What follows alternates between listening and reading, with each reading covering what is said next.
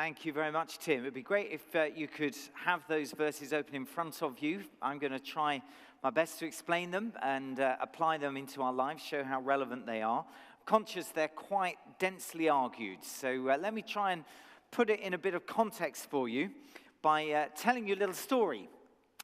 Here's a guy called Spencer Silver. Hands up if you've ever heard of Spencer Silver. No, I thought not.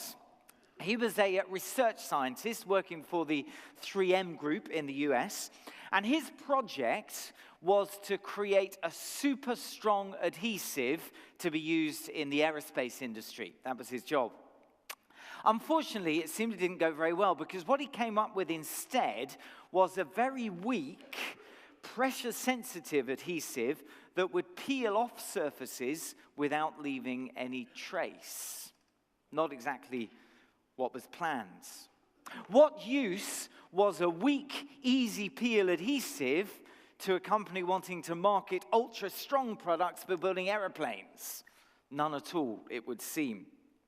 And for years, Silver, who was rather proud of his invention, tried to persuade people of the merits of what became known in the company as Silver's solution without a problem. But he wasn't very successful. But then one day there was another colleague in 3M called Arthur Fry. And Arthur Fry used to sing in the church choir. And he had his kind of hymn book. And in the course of a service, he'd have to flick between different songs in the hymn book. And he wanted this little sticky bookmark that he could put in his hymn book and then peel off at the end of the service without damaging the hymn book. How could he find a sticky bookmark that wouldn't damage his hymn book? That was his question. And it was a very different question from the question that Spencer Silver was trying to ask about how a weak adhesive could be used to make aeroplanes. It couldn't. But actually, it was Arthur Fry's question that unlocked the true secret of Silver's invention of weak, pressure-sensitive, peelable glue. And you probably guessed it by now, it resulted in the invention of the Post-it note. There is Arthur Fry with a Post-it note on his forehead, and then a lovely kind of collage of Post-it notes, just to show you how flexible they are. And of course, they were quickly embraced by offices and homes all around the world, and were a huge commercial success for 3M. But it only came when they started asking the right question. There was no use trying to find an answer to a question in aerospace with Post-it notes, but they were perfect for offices. The U2 lead singer Bono once said, "We thought that we had the answers, but it was the questions that we had wrong." Business guru Warren Berger said something very similar. He said, "We're all hungry for better answers, but must first learn to ask the right questions." What if it's true, not just in business, but also in life, that we need to learn to ask the right question if we're going to find out what it's really all about?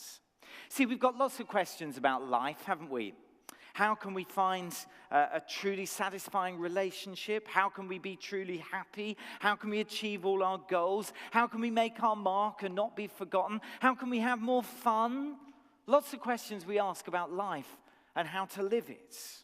And they're all fine questions, but what if they are not the right question to really unlock the secret of life, so that we begin to discover its true meaning, its true significance, and therefore its richness, and know how to live it well? What if there is a bigger question, a question that many of us are not asking, but a question that holds the key to making sense of life and living it the way it's meant to be lived?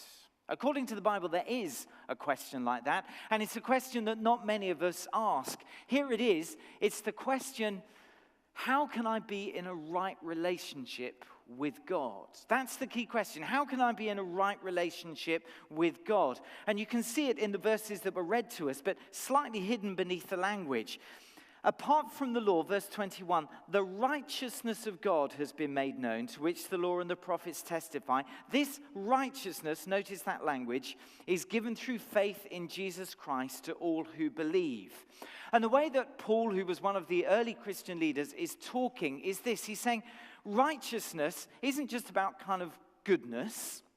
It's more profound than that. It's about being in a right relationship with God, where there's nothing between us and him. How can we be in that right relationship with God so that we are righteous in God's sight?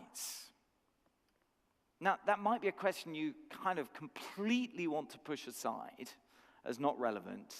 But I want to suggest to you, and I'll try and explain why, that actually it is the key question that we need to lock in on and give serious thought to. Now, you might be saying to me, John, to be honest, this is just a non-question for me because I'm not really sure that there's a God there at all.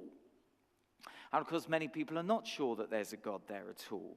I want to say if that's where you are this morning, it's brilliant that you're here in church. You're really welcome. And I admire your openness to be in a place where you can explore the question rather than just closing down in prejudice, as all of us are inclined to do.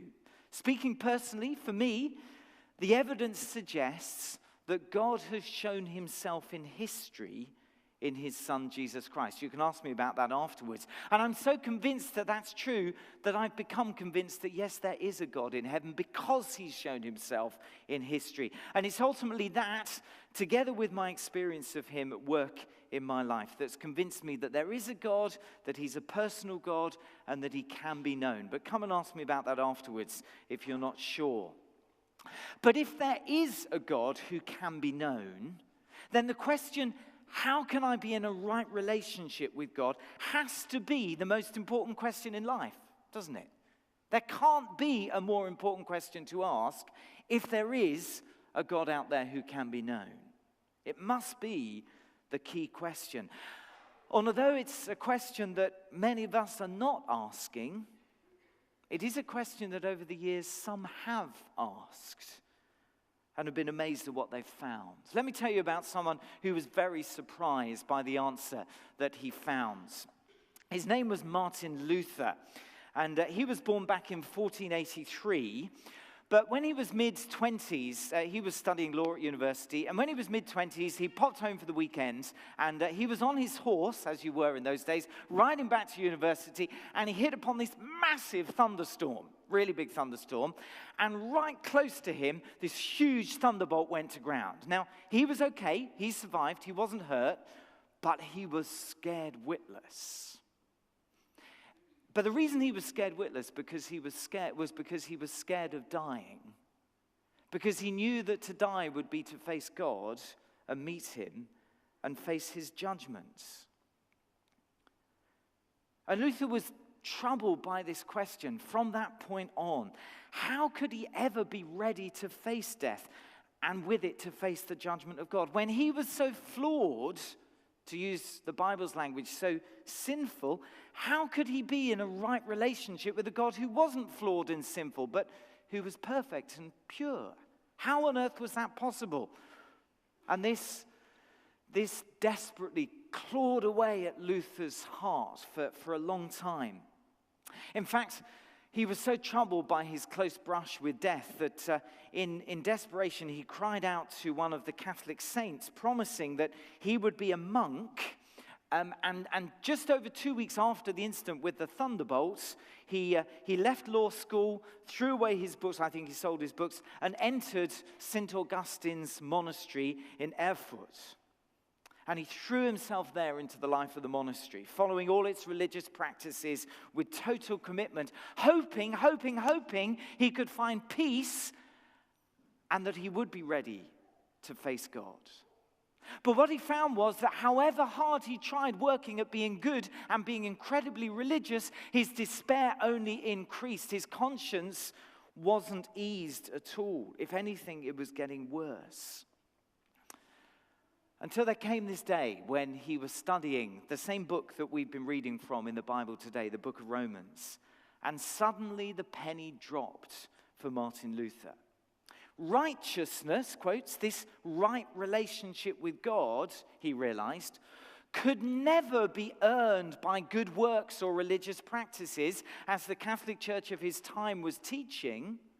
Rather, it was God's gift that could only be freely received by faith. In other words, by trusting what Jesus had done through his death on the cross.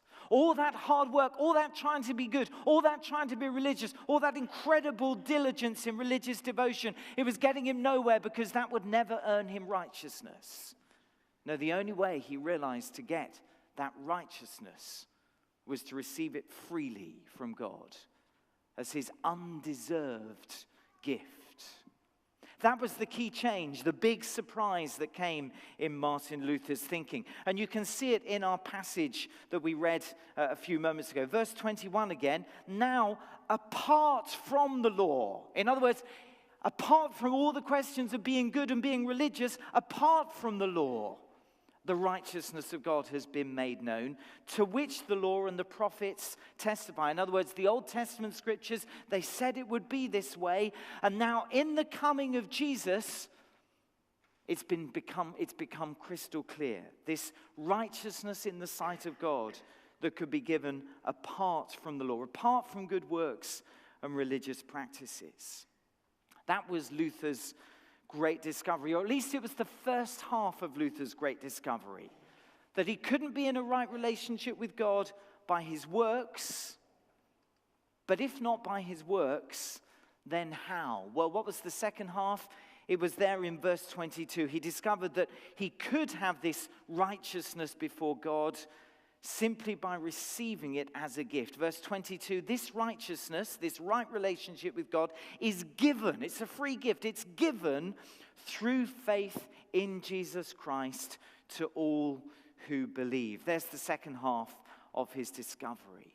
And this was a massive surprise to Martin Luther, which turned his world upside down. This thing that we most need in order to discover what life is all about, to discover what we were created for. This right relationship with God, it can't be earned by works. It can only be received by faith in what Jesus has done. Now, there are three things that Paul didn't mean by this, and it's important that we grasp these three things. He didn't mean that what we need to do is to try and force ourselves to believe something that we know isn't true. It's what a lot of people think faith is. It's desperately closing your brain and all your critical faculties down so that you're trying with all your might to believe something that deep down you know is rubbish. But you try and suppress all the doubts and try desperately to make yourself believe it. That isn't what Paul was saying. No, faith in the Bible is reasonable faith. It's supported by good evidence. It isn't intellectual suicide. So he didn't mean that. The second thing he didn't mean is that faith is its own kind of good work that will earn God's favor. You know, you've tried all this being good bit, that didn't work. Then you tried all the religious bit, that didn't work. So now you have to force yourself to believe, and then God will give you his favor. You'll have earned his favor by trying hard to believe.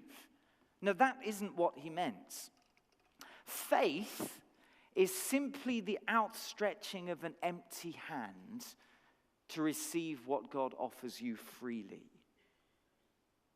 It's the acknowledgement of total weakness on our part, not an assertion of some inner strength. Faith isn't anything that earns us God's favor. It's simply the means by which we receive his favor, which is freely given. And then the third thing that Luther didn't mean is this. He didn't mean that we can then live however we please. Good works can't save us. They can't give us that right relationship with God. But good works are the evidence of the faith that saves us. It really does matter how we live still. Those are what Luther didn't mean and what Paul didn't mean. But what they did mean was this, that we can be brought into a right relationship with God, not by what we imagine that we do for God, but simply by trusting what he has done for us through Jesus Christ and his death and resurrection. And that was the insight that turned Martin Luther's world upside down and gave him the peace for which he so craved. And can I tell you this morning, wherever you are in terms of faith and understanding, it's also the insight that can turn your world upside down and give you peace with the God who made you for himself and who loves you so very much. I see it happening time and again. One of the things that we love to do in our home is run something called the Alpha course, or sometimes a follow-on called the Christianity Explored course, where we get together and we watch a video introducing some aspect of Christian faith and have some food. And then there's kind of open questions and we talk it through, and it's great fun and really interesting to hear lots of different perspectives. And so often you see people go on this journey. They come along to the course basically thinking they know what Christianity is all about. Christianity is a list of rules that make you a very boring person, but if you follow them, then hopefully you'll get into heaven in the end. So are you prepared to be a boring enough person to get into heaven in the end? That's the deal for Christianity. And gradually they realize that that isn't the deal at all. And that actually Christianity, rather than being a recipe for the dullest life imaginable, is the recipe for real life. And it's the most fantastic news that has ever been heard in the universe, because what Christianity offers us is a relationship with God that isn't based on what we do for God, but on what he has done for us in Jesus Christ, through sending him to die in our place. And because it depends on what he has done rather than what we do, we can be totally confident in it, because what he does perfectly. Whereas what we do, if you're anything like me, you mess up constantly. And that's why Luther found that he could have peace when he realized that this relationship with God came through faith in what Jesus had done rather than through the works that he had done. Because Jesus' works were complete and perfect, where his were constantly flawed and could never therefore be the basis for any kind of peace. And time and again, as we've gone through Alpha, we've seen people gradually come to this penny-dropping moment where they realize, oh, it isn't about me and what I do. It's about what Jesus and what he's done. And that is the best news in the universe. The big surprise, how we can have this right relationship with God. Let's move on. The next thing that we see is the universal offer in verses 22 to 24. A year ago, in 2016, Harvard psychiatrist Robert Waldinger gave a TED talk. Here, there's a picture of him on the screen. He gave one of these TED talks outlining the conclusions of his research about what we all need for a happy life. And what he concluded, not probably surprisingly, is that the key determinants for a happy life are close, intimate, lasting relationships. That's what gives you happiness. And there's a great deal of truth in that. We do have a universal need for authentic relationships. It's how we're hardwired as human beings. But the problem is this: while everybody does need close, intimate, lasting relationships, frankly, not everyone can find them. There's a universal need, but the solution is not available universally. Indeed, recent studies have identified the UK as the loneliness capital of Europe. Clearly, everybody feels this universal need, but many are finding that there is not a universal solution. Thankfully, coming into a right relationship with God through Jesus is not like that. Our need is universal for God, but so is the offer made to us in Jesus Christ. All of us can receive this relationship.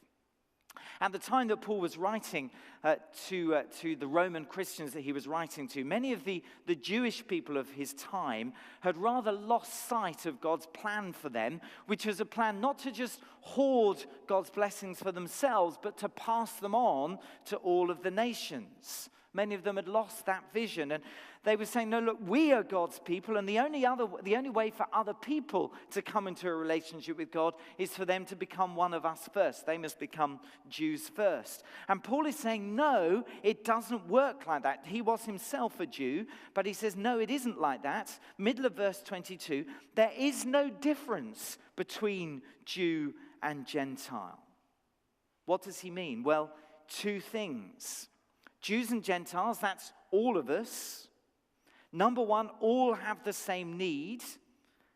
And number two, are all offered the same solution. So, verse 23, there's no difference because, verse 23, all of us, Jew and Gentile alike, have sinned and fallen short of the glory of God. Now, you might think that's a very bad news verse, and it is quite a bad news verse. All of us have sinned and fallen short of the glory of God. But can you see the good news bit that's smuggled into that verse as well?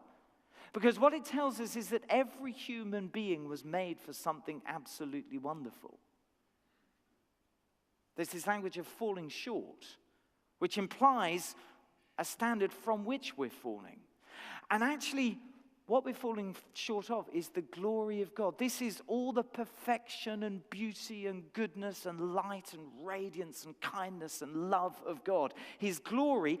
And every human being was made to enjoy that glory and to reflect and radiate it in creation.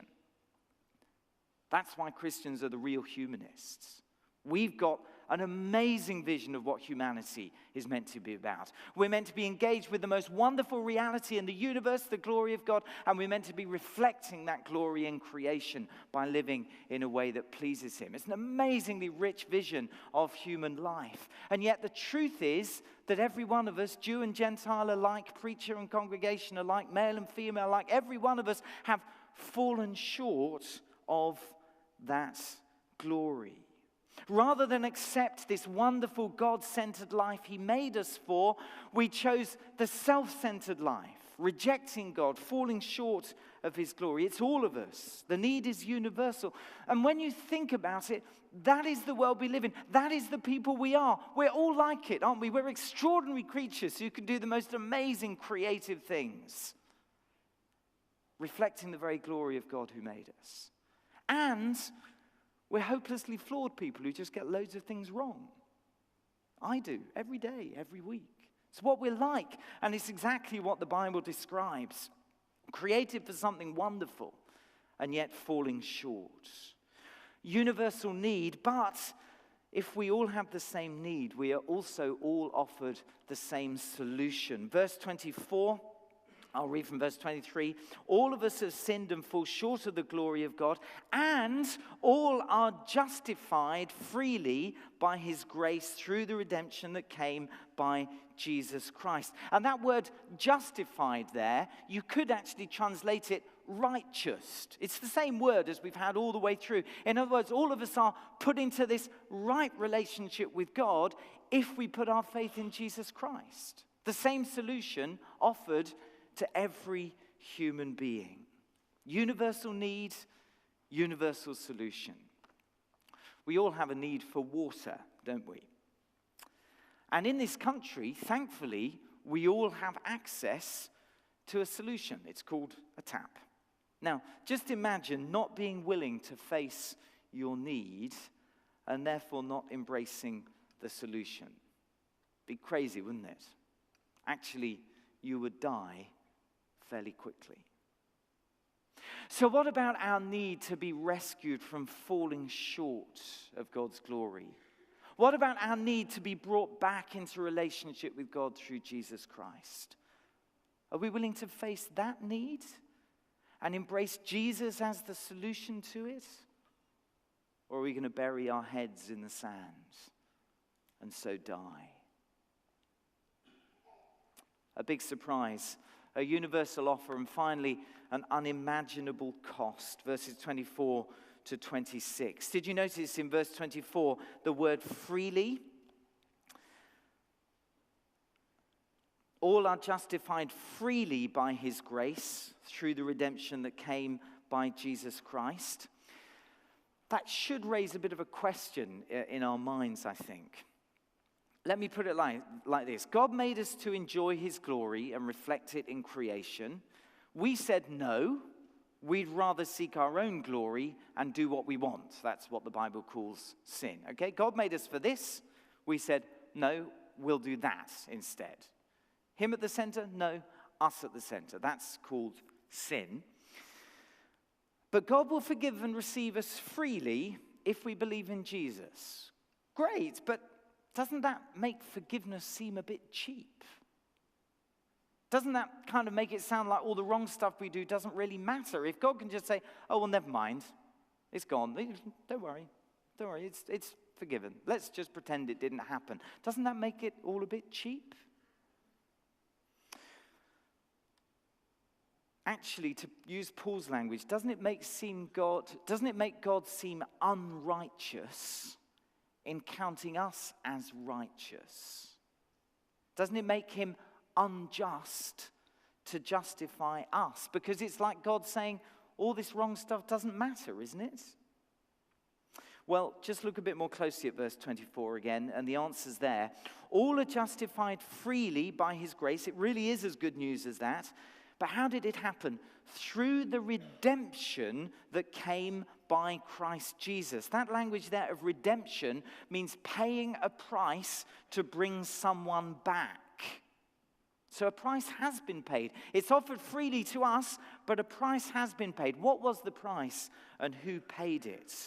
Well, look on to verse 25. God presented Christ as a sacrifice of atonement through the shedding of his blood to be received by faith. Christ, the very Son of God, his only Son, his much-loved Son, and yet sent to the cross to die as a sacrifice in our place. Who paid the price?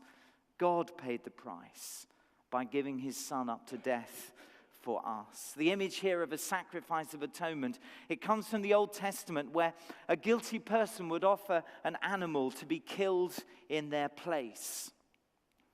God, you see, is angry against our sin, and in his perfect justice, he will not overlook it.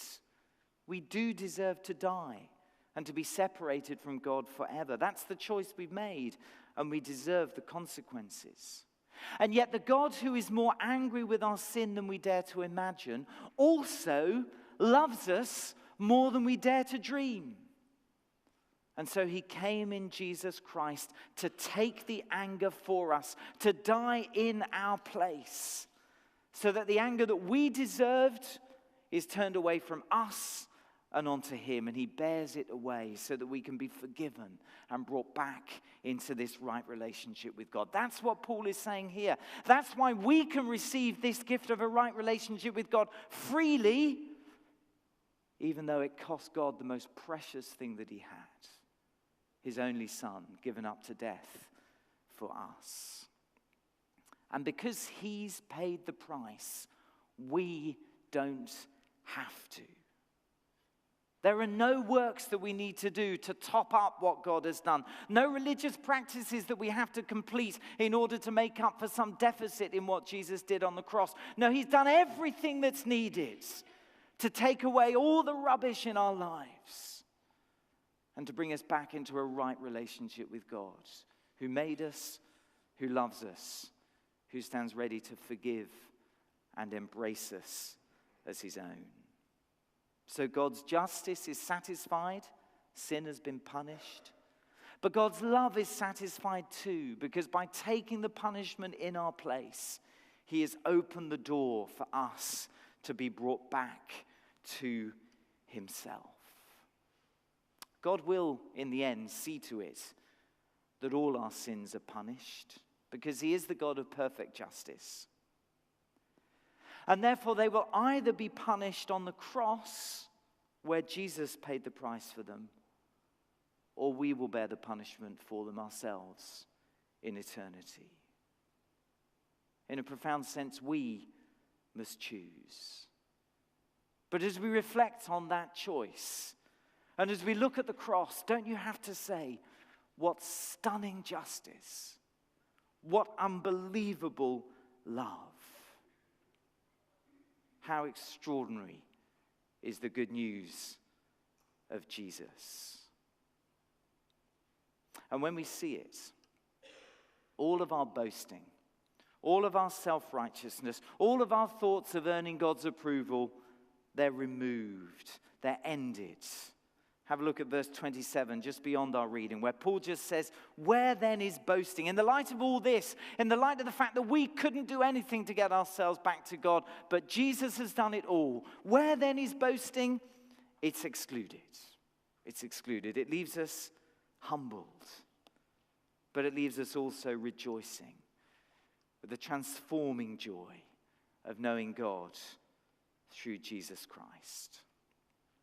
People that know me say I work fairly hard, sometimes a bit too hard. And the truth is, for I guess many of us that work hard, there's sometimes a danger that flips over into a rather proud self-reliance. And that happens for me sometimes. And when it does, it can crush me. Several years ago, I was sinking under work, but I didn't want to admit it.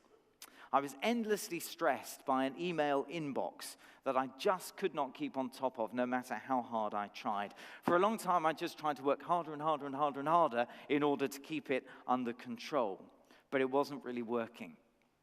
Eventually, a conversation happens, and the wonderful Val Sewell, known and loved by so many of us here at Above Bar, had said that she was willing to step in and help by acting as my PA and fierce guardian of my diary. Some of you have encountered Val in that role.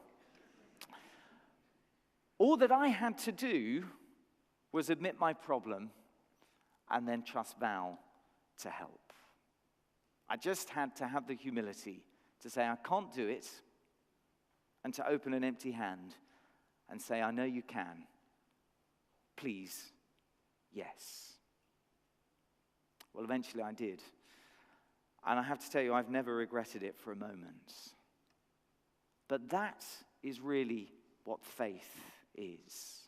Admitting our problem, that we are estranged from God. Giving up on thinking that we've got the solution, that we can buy him off with good works and religious devotion. And opening the empty hand of faith to Jesus, trusting him to deal with everything wrong in our lives and to bring us back into the relationship with God for which we were created. According to the Bible, through such faith, we are justified. That means counted as forgiven, righteous in the sight of God. And actually, that's the only opinion that really counts, isn't it? Accepted by him, brought into a right relationship with him. And to live in that relationship is, I think, to find what life is really about. Because this is what we were made for. So may I ask you, have you taken that step?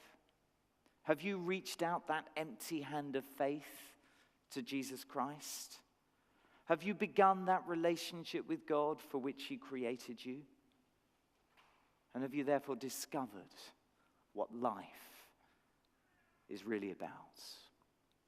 If you know the answer to that question is no, I'd love to just have a quick chat with you at the end of the service and give you a booklet that can help you take those first steps in faith with Jesus. I'll be at the front here.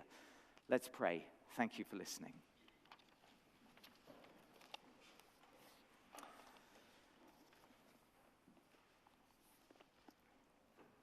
Let's just take a moment of quiet honesty.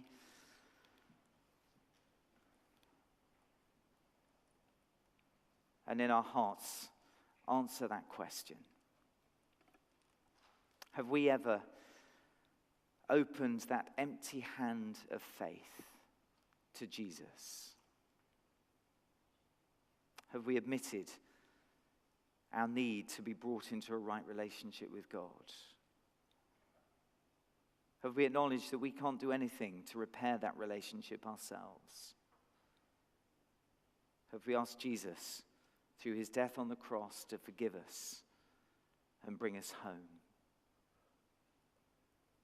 Lord Jesus, we can hardly imagine such extraordinary love that would pay this unimaginable cost in order to rescue us and bring us home to yourself. How we praise and thank you for dying for us, for standing where we deserve to stand before the justice of God and taking the penalty for us. Thank you that because of what you did, we can be forgiven, set free, and brought back into relationship with God, our Father. Lord, help each one of us this day to reach out that empty hand of faith to you. Please receive us through Jesus, we pray. In his name, amen.